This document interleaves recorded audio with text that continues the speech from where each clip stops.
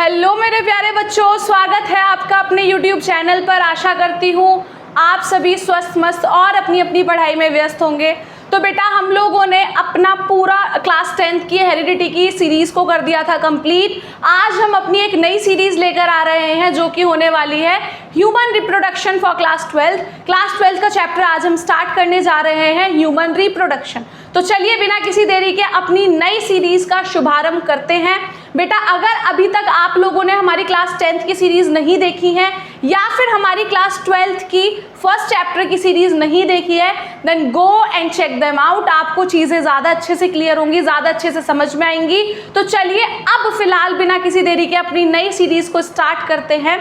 आज का हमारा चैप्टर होने वाला है ह्यूमन रिप्रोडक्शन। बेटा तो ह्यूमन रिप्रोडक्शन नाम से ही पता पड़ रहा है कि भैया हम इंसानों के रिप्रोडक्शन के बारे में बात करने वाले हैं कि इंसान कैसे रिप्रोड्यूस करते हैं, कैसे वो नए ऑफस्प्रिंग आते हैं, कैसे जनरेशन टू जनरेशन आगे बढ़ती है। हम इस पूरे चैप्टर में यही पढ़ेंगे। बेटा स्टार्ट करते हैं। सबसे पहले डेफिनेशन आज हम लोग देखने वाले हैं रिप्रोडक्शन की, जो कि आप लोग काफ़ी उससे वाकिफ होंगे, आप लोगों ने क्लास 10th में पढ़ा होगा। बट स्टिल हम लोग क्या सोचते हैं, बच्चे को जीरो लेवल से उठाकर चलना है, बच्चे को कुछ नहीं आता, सामने वाले बच्चे को कुछ नहीं आता, तभी हम सारी चीज़ें क्लियर कर पाएंगे, बच्चे के दिमाग में भर पाएंगे। तो इसीलिए रिप्रोडक्शन की डेफिनेशन देख लेते हैं। क्या लिखा हुआ है?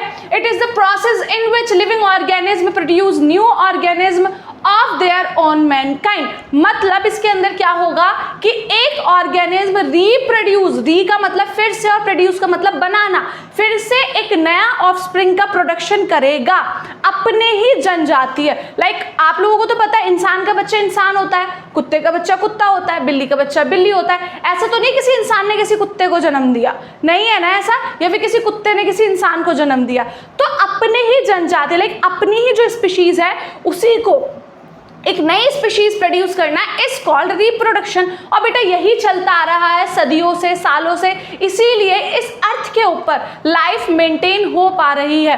सोचो अगर इंसान ने जन्म देना बंद कर दिया, सब लोग इनफर्टाइल हो गए, हर इंसान इनफर्टाइल हो गया, हर ऑर्गेनिज्म, हर लिविंग ऑर्गेनिज्म इनफर्टाइल हो गया, तो क्या ये अर्थ आगे बढ़ पाएगी? नहीं बेटा, जो है वो बुढ़े हो जाएंगे, मर जाएंगे, आगे की स्पीशीज हमारे पास है ही नहीं, तो लाइफ क्या हो जाएगी बेटा? रुक जाएगी। इसीलिए बेटा reproduction is must and very important to maintain the life on the earth. अगर हमें अर्थ पे लाइफ को मेंटेन करके चलना है तो रिप्रोडक्शन बहुत ही ज्यादा इंपॉर्टेंट है।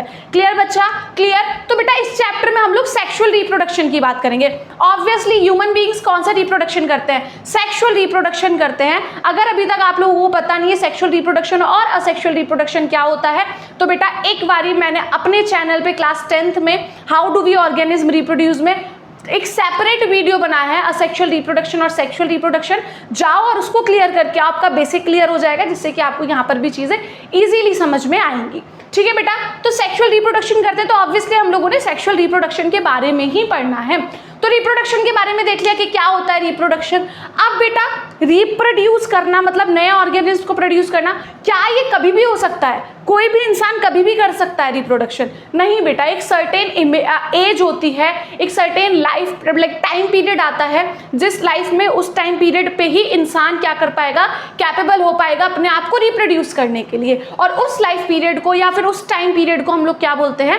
प्यूबर्टी या फिर एडोलसेंस भी बोल देते हैं। ठीक है बेटा, तो प्यूबर्टी एक ऐसा टाइम पीरियड होता है, ऐसा फेज होता है कि प्यूबर्टी आने के बाद ही कोई भी इंसान कैपेबल होगा किस चीज़ के लिए? एक अपने आप को रिप्रोड्यूस करने के लिए। होता है ना कि अगर आपको इंजीनियर बनना है तो आपके पास बीटेक होनी चाहिए, अगर आपको टीचर बनना है तो आपके पास एक ग्रेजुएशन, पोस्ट ग्रेजुएशन, बीएड, ये सारी डिग्रीज होनी चाहिए। तो एक होती है ना एलिजिबिलिटी, तो ऐसे ही इंसानों में भी एक एलिजिबिलिटी होती है कि हाँ भाई अब ये इंसान एलिजिबल है टू रिप्रोड्यूस इटसेल्फ, मतलब उसको अपने आप को रिप्रोड्यूस करना है तो प्यूबर्टी रीच करनी पड़ेगी। प्यूबर्टी के बाद ही रिप्रोडक्शन करने के लिए वो कैपेबल होगा। अब ये प्यूबर्टी क्या होती है देख लेते हैं। Puberty the age at which an individual is capable to reproduce itself, मतलब एक ऐसी टाइम पीरियड, एक ऐसी एज जहां पर कोई भी इंडिविजुअल कैपेबल है अपने आप को रिप्रोड्यूस करने के लिए। ठीक है बेटा, इसको प्यूबर्टी बोलते हैं। प्यूबर्टी मेल्स में कब हिट कर जाती है? एट द एज ऑफ 13 और 14। जैसे ही लड़का 13-14 साल का हुआ, बोलते हैं ना अब जवान हो चुका है, तू जवान हो चुका है, मतलब वो प्यूबर्टी हिट कर चुका है। और जैसे ही लड़की 11-12 साल की हुई तो उसको भी बोला जाता है अब तू जवान हो चुकी है। पहले जमाने में क्या होता था बेटा, हमारे एंसेस्टर लोग क्या करते थे, जैसे ही लड़की और लड़के को प्यूबर्टी आती थी तुरंत शादी करा देते थे, क्योंकि अब वो कैपेबल हो गए, हम लाइक बोलते हैं अब जवान हो चुके हैं, अब हाँ उनको अंदर बुद्धि आ चुकी है, उन्हें क्या करना है क्या नहीं करना, जो कि नहीं था वैलिड, जो कि नहीं था सही, क्योंकि इतनी छोटी उम्र में शादी कराना रिप्रोडक्टिव हेल्थ के लिए अच्छा नहीं है, और रिप्रोडक्टिव हेल्थ भी हम लोग पढ़ चुके हैं, ठीक है बेटा। तो अब हम रिप्रोडक्टिव हेल्थ को छोड़ते हैं साइड में, क्योंकि हम ऑलरेडी पढ़ चुके हैं। तो इसीलिए प्यूबर्टी आने पे कोई भी इंसान, कोई भी लाइक व्यक्ति कैपेबल हो जाता है अपने आप को रिप्रोड्यूस करने के लिए।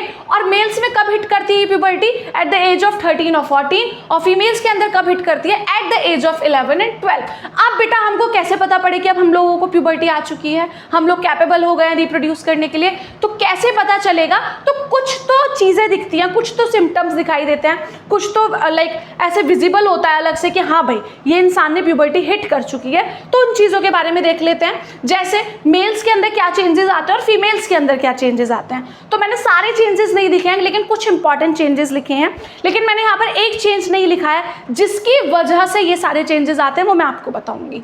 सबसे पहले अपीयरेंस ऑफ मस्टैचेस ऑन फेस, मतलब लड़कों के क्या होता है, दाढ़ी मूछे आने लग जाती है, बियर्ड मस्टैचेस आने लग जाते हैं। तो इसका मतलब वो अब जवान हो चुके हैं। दाढ़ी मूछे आ गई, कहते हैं तेरी दाढ़ी मूछे आ गई पर अकल नहीं आई। हमारे यहाँ बोला जाता है, लाइक मेरी चाची हैं वही बोलती हैं कई बार मेरे भाई को कि भाई तुम्हारी दाढ़ी मूछे आ गई लेकिन अकल नहीं आई। इसका मतलब कि अब तुम प्यूबर्टी एज पे आ चुके हो, अब तुम मैच्योर हो चुके, लेकिन तुम्हारे अंदर बुद्धि नहीं आई आज तक भी, तुम मैच्योर नहीं हुए हो। तो वही वो कहावत इसीलिए है क्योंकि जब बच्चा प्यूबर्टी रीच कर लेता है तो उसको क्या आने लग जाती है, दाढ़ी मूछे आने लग जाती है, वो जवान हो जाता है। उसके अलावा ब्रॉडन ऑफ चेस्ट, मतलब लड़के की चेस्ट ब्रॉडन होने लग जाती है। कहते हैं ना छाती चौड़ा के चल रहा है, भाई बड़ा हो गया अब तो छाती चौड़ा के चल रहा है। तो वो छाती चौड़ा के चलने का मतलब है कि जो चेस्ट वाला एरिया है वो क्या हो चुका है, ब्रॉड हो चुका है, बड़ा हो चुका है चेस्ट वाला एरिया, ठीक है, छाती चौड़ जाती है। उसके अलावा वो वाली छाती नहीं कि एक दिन डंबल मारे और फिर छाती चौड़ के चल रहे, नहीं, प्यूबर्टी वाली छाती लाइक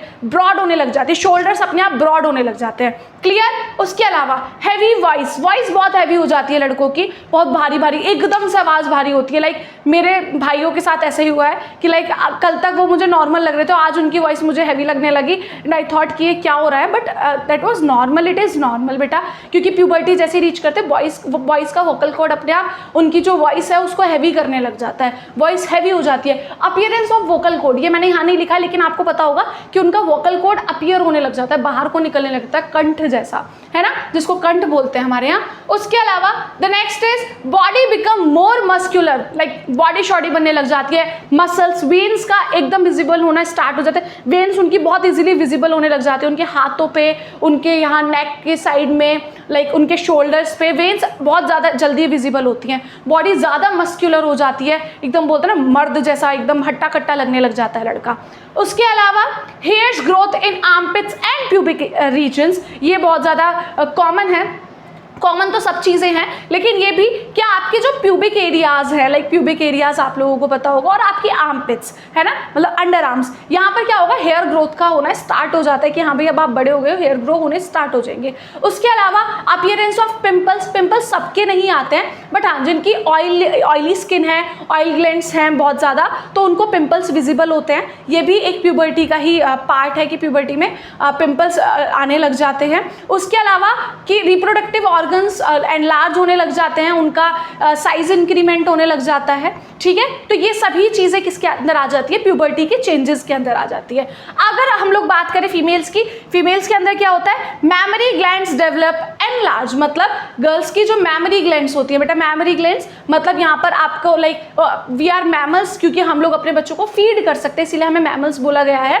तो इसीलिए फीमेल्स की ब्रेस्ट ब्रॉडन होने लग जाती है, मैमरी ग्लैंड्स एक्टिव हो जाती हैं, now they are capable to reproduce themselves, और वो अपने बच्चे को फीड कर सकती हैं, इस चीज़ के लिए कैपेबल हो जाती हैं, मैमरी ग्लैंड एक्टिव हो जाती हैं बेसिकली।